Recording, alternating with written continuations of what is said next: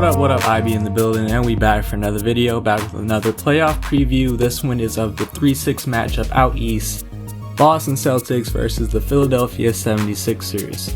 Now the important points here that I want to hit on: Philly's offense. Obviously, sadly, we all know that Ben Simmons will not be playing in the playoffs due to injury, and that has brought out a lot of speculation. I mean, well, there's always been speculation that, oh, Joel Embiid for the 76ers team is better offensively when Ben Simmons is off the floor, and vice versa. Well, quite frankly, that is a myth. It's a myth that Joel Embiid is better on offense with Ben off the floor. Joel Embiid and Ben Simmons both have better offensive ratings when they're playing with each other than when they're playing without each other. And you can go to Basketball Reference yourself and find that out. It might be true that the highest ceiling of what Joel Embiid could be on offense is without Ben Simmons on the court, but specifically looking at the 76ers team, you plug in and out Ben Simmons on and off the floor for Joel Embiid. Joel Embiid does play better on offense with Ben Simmons on the floor, because at the end of the day, that's another all-star caliber player that you're going to have to pay attention to in Ben Simmons. With him off the floor, the offense is going to be tougher because all the eyes are focused on Joel. Without Ben Simmons, the 76ers are missing an elite ball handler and table setter for their offense, and for him they'll be plugging in Shake Milton to run that starting point guard position. Now, I've heard this or saw this on a Funky Diabetic video. If you know a Funky Diabetic, shout out to him. I get a lot of my basketball insight from him, but he says something about the Philly offense that they're going to have to do with Embiid and on the floor, and without Ben Simmons in this playoffs, they're going to have to go full-on Orlando Dwight offensive philosophy. The inside out, feed the ball to Dwight down low. When they help on him, be ready to hit your open shots. Same thing is going to have to apply for Joel Embiid in this playoff run. Feed the ball to him down low and get him in good positioning. There are no centers that can guard Joel Embiid one-on-one that the Boston Celtics have. Daniel Tice, he is a good help defender and a good pick and roll defender for this Boston Celtics team. He's pretty decent on switches as well. But him, Robert Williams, Enes Kanter is a horrible defensive center. Robert Williams is solid, but what I'm trying to get at is none of these centers can guard or stop Embiid one-on-one. Believe it or not, if you're just looking at kind of the upper echelon of teams in the East, like the top 6 teams, Milwaukee, Boston, Toronto, Miami, and Indiana, this might be the best matchup for Embiid to get his own because, like I said, the lack of a big body defensive center on the Celtics team, because Milwaukee has Brook Lopez, a great defending center. Toronto, they have Ibaka and Marc Gasol to throw at Embiid. The Pacers have Miles Turner, a great defensive center. The Heat have Bam Adebayo, a terrific defensive center.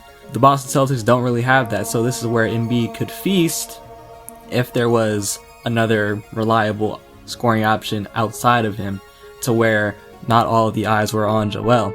So they're going to have to bring help. They're going to double team him whenever he gets low position in the post. Embiid's playmaking out of the post has always been a bit questionable. I don't think he has a terrific assist to turnover ratio. Is he going to be able to be quick enough in terms of hitting the open man when he's doubled? That's going to be the question mark, and that's really going to kind of dictate how well Philly plays in this series. And even if he does hit the open man quick enough and the Celtics aren't quick enough in terms of rotations, are the 76ers even going to be able to hit their wide open shots from 3? They already struggled from 3 this season. It's always been the area of concern whenever talking about Philly going deep in a playoff run.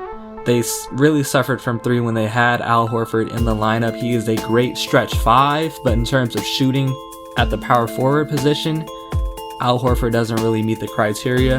And they just have a bunch of mid 3-point shooters. They already had Ben Simmons. Now he's not in the lineup now, but they have Matisse Thybulle. He shoots about league average. Josh Richardson shoots, I think, a little bit below league average. Shake Milton was a pretty good 3-point shooter in limited games before the bubble, but in his games in the bubble, he hasn't really shot it as well as he did before.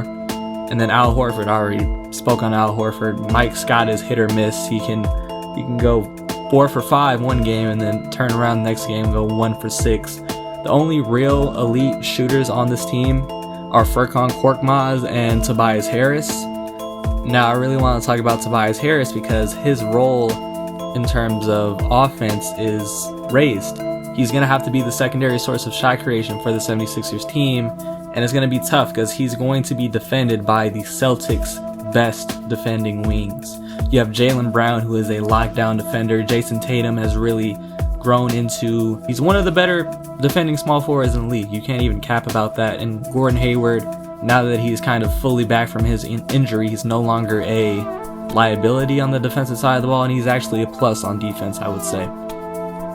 So Tobias Harris, I don't know if he will be able to be efficient in that secondary shot creating role. We'll have to see, especially with him going against great Boston defenders. And also, will Philly try to target Kemba in pick and roll situations? We know Kemba is an undersized point guard. He's kind of had some shortcomings on the defensive side of the ball before in Charlotte. Is Philly going to try to force switches? Are they going to try to force maybe a switch onto Tobias Harris? And Tobias Harris can eat down low. Maybe the screen set by Embiid is good enough that there's no way that Kemba can get over it in time. If Kemba starts going under screens, is that going to open up pull-up mid-ranges for Josh Richardson, Shea Milton, or Raul Neto if they have Kemba on the primary ball handler? Because I saw recently that Brett Brown was contemplating putting Matisse Thybulle in the starting lineup, and I think if they did that, they would just put Kemba Walker on Matisse Thybulle so you wouldn't have to guard a primary ball handler. But we'll see if Philly tries to target Kemba. Now let's get into actual advantages. On the offensive side of the ball, the Celtics have the advantage. They had the 4th best offensive rating throughout the regular season. Their starting lineup is consisted of 4 great offensive weapons, all in which they can get their own shot. Kemba Walker, Jaylen Brown, Jason Tatum, and Gordon Hayward. They all can get their own shot, some more than others. Obviously, Jason Tatum has emerged as that primary shot creator, and then Kemba is established as second in the pecking order. Then I guess Jaylen Brown, Jaylen Brown's probably 3rd, and then Gordon Hayward 4th. But they all can get their own shot from time to time. They all can play off ball because they're all great shooters. Because you have 4 of these guys on your team, at least one of them will be on the court at all times. So even though the Celtics bench isn't as, it's trash, the Celtics bench is trash, which we'll get into later. It doesn't really suffer when you don't have your full starting lineup in, because you can have at least one of the core 4 in the game at all times, and a lot of times they have 2 of them in. Specifically looking at Jason Tatum, he really ascended this year into that two-way wing with dominant one-on-one scoring capability, and having that type of player, a wing that can get their own shot whenever they want it, that's what wins you playoff games, that's what wins you playoff series, and that's what can win you an NBA championship at the end of the day. If you look at the past, 6 years, the championship has been won by a team with a dominant two-way wing with one-on-one scoring capability. Somebody that can dominate in the ISO situation and get theirs whenever. Kawhi Leonard's won 2 championships. LeBron James has been to infinity championships and won 3 of them. Kevin Durant, all two-way wings that can get their own in the one-on-one situation. This Boston team also has a lot of playmaking in terms of Kemba. He's a point guard. He's a score-first point guard, but he's still a good playmaker. Gets about 5 assists per game on a good assist-to-turnover ratio. Marcus Smart has emerged as this team's best passer. And Gordon Hayward is a good secondary playmaker for this team. He always makes smart passes. He's always been a wing that can create for others. So that's kind of why I have Boston on the advantage for offense. When we look at the 76ers, I just don't really believe in playoff Tobias, especially as a second option. I think he's a great third option on offense, but as a second option, I'm not entirely confident in him in that. And especially with him being guarded by JB, Jason Tatum 80% of the time, I think he's probably going to struggle. I could see him averaging about 19 points on, at max, 42% from the field. And what they're going to do is they're going to swarm Embiid in the post. They're not going to let him get many opportunities to go toe-to-toe one-on-one in the low block, because they know one-on-one these centers cannot stop Embiid, so they're going to swarm him because they're not really worried about most of the shooters on the 76ers team. They're going to let the shooters, they're going to let the role-playing Catch and shooters on this team beat them, not Embiid. And I am not confident in the 76ers mid-ass shooters. On the defensive side of the ball, the Celtics also have the advantage here. They have the 4th best defensive rating this entire regular season. And it's because of their multi-positional wings. All can switch with one another and hold their own. Jason Tatum, Jaylen Brown, and Gordon Hayward are all around 6'7", 6'8", like 220 or 230. So they can all switch on whoever. What I'm saying is all 3 can switch interchangeably. Also, Daniel Tice is a good pick and roll defender. I said he's not a great low post defender because he's a bit smaller, but he's good at defending in space because he's a bit smaller, he's a bit quicker, he's decent on switches as well. Kemba Walker improved his defense a bit this year. He's always been seen as a one-sided player, but he's improved this year mainly because he has something to play for in Boston as opposed to Charlotte. And Marcus Smart, he is a Defensive Player of the Year candidate as a guard, which is almost impossible to win Defensive Player of the Year as a guard, and as a player who's played about 70% of their games off the bench. That's crazy, but Marcus Smart's defensive impact is always felt immediately as soon as he enters the game. When we look at the 76ers, they were supposed to be elite defensively, yet they only had the 8th best defensive rating, which is good. It's top 3rd in the league, but with all that was talked about them coming into the season, you would expect them to be contending for 1 or 2 in terms of defensive rating, and that just has not been the case. Even with Ben Simmons, who definitely was a Defensive Player of the Year candidate, talk about switchability, 6'10", athletic freak, Ben Simmons definitely provides that. He was disruptive, he could defend all 5 players on the court at any given time. Even with that player, they were only the 8th best defensive rated team. And now they're going to have to go into the playoffs without that player. Tobias Harris's defense will be a bit more magnified. I think he'll be exploited on the perimeter because he's not going to have any off chances. He's always going to be having to guard either Jason Tatum, Jaylen Brown, or Gordon Hayward. Like I said, all players that can create their own shot and take it off the dribble. Same with Al Horford. He's not going to be as exposed as Tobias Harris because Al Horford is actually a good defensive player, but he's a center that's trying to play the power forward position in a league where the power forward position is getting smaller and smaller and quicker. The Boston Celtics exemplify that. And Al just simply isn't quick enough to keep up with these smaller fours like Jason Tatum. I don't really know who is the official power forward for the Celtics. Is it Tatum? Is it Hayward? Is it Brown? But Al Horford isn't really quick enough to keep up with any of them. And he's just not the same on defense, really. His defense has kind of tailed down over the past 2 years, mainly because of older age. Also, if Daniel Tice is knocking down his open threes, because the philosophy for this Philly team would be to take the ball out of the hands of Kemba, Jaylen Brown, Jason Tatum, and Gordon Hayward, leaving the ball in Daniel Tice's hands, taking open catch and shoot threes. If he's knocking them down, then Embiid's defensive impact will be limited. Similar to Rudy Gobert for the Jazz, Embiid's defensive impact is felt when he's able to roam around the rim and protect the rim with blocked shots. If Daniel Tice is hitting threes at a great clip, Embiid won't be able to do that as much. Moving into the bench unit of both of these teams, honestly, it's a tie. You could go either way. I wouldn't be mad at you. Both of these benches are trash. The Celtics have the best player coming off the bench when you look at both teams.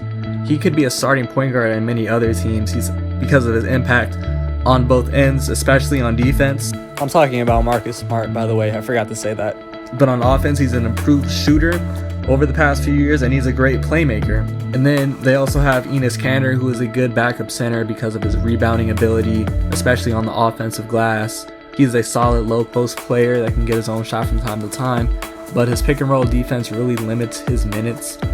And then after that, it's just everybody else for the Celtics bench. It's just a bunch of young guys that aren't great shooters. They're just told to play, just go out and play hard. That's probably what Brad Stevens tells these guys to do.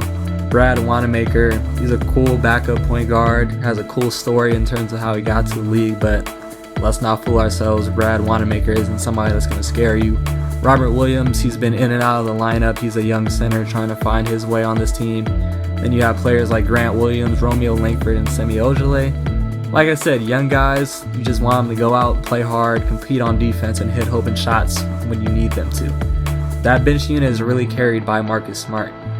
For the 76ers, they have the best shooters off the bench. Their bench 3-point shooting percentage is way better than Boston's, and that can be attributed to the fact that they have Furkan Korkmaz coming off their bench, a lethal 3-point shooter, shot around 40% from 3 on a high clip. They also have Matisse Thybulle. He's a great disruptive on-ball defender. He shot league average from 3. If he's on from 3, he can be a valuable 3-and-D player. And then everybody else after that is just mid. Like Raul Neto, he's an alright backup. He's a good shooter from the point guard position. He's an alright playmaker. And Mike Scott, he's a good shooter sometimes, depending on what day it is or what time it is. So, yeah, the bench units for both of these teams, I don't really have a clear winner here.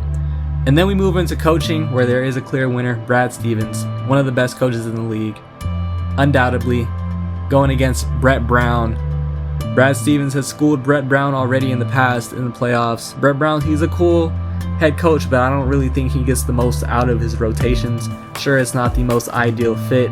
Ben Simmons and Joel Embiid throughout the regular season, not the most ideal fit, but I feel like he could have gotten more out of them.